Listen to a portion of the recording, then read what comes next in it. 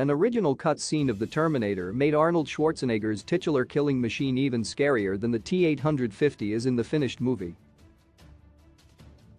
While it might be hard to believe now, there was a time when the Terminator franchise and its titular villain was, alongside the Predator and Alien's Xenomorph, one of sci-fi horror's scariest antagonists. Although later movies in the franchise reinvented the robot assassin as a heroic figure, the Terminator was the villain of 1984's The Terminator and a more than formidable foe in the original movie. Arnold Schwarzenegger's T-850 was a lethal killing machine in The Terminator, and he cut a bloody swathe through law in search of Sarah Connor.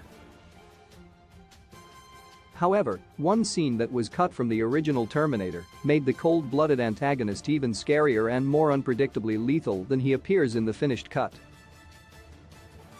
That said, Cameron had his reasons for cutting the scene. Within the scene, after killing the wrong Sarah Connor, the Terminator originally walked away and drove off calmly as onlookers screamed in chaotic horror. The simple, stripped-back survival horror premise of the original Terminator saw Sarah Connor evade a T-850 with the help of Kyle Reese, while the implacable villain murdered dozens of innocent onlookers in its attempts to track down the heroine.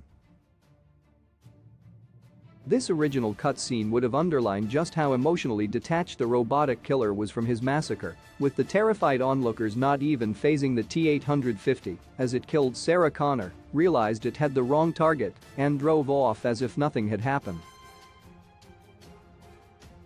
However, there was a good reason that Cameron cut this effective scene. Why James Cameron cut this dark original Terminator scene per Cameron, we shot that scene of him walking back to the car, and the intention was to show he could commit in cold blood murder in broad daylight on a suburban street, and he would walk out unconcernedly, not in a hurry, not like an animal running, not like typical criminal behavior. While Cameron's original Terminator plan did show just that, the problem was that the longer scene didn't show anything else. The moment didn't add anything to the story and, more importantly, detracted from the non-stop pacing of the Terminator as a whole.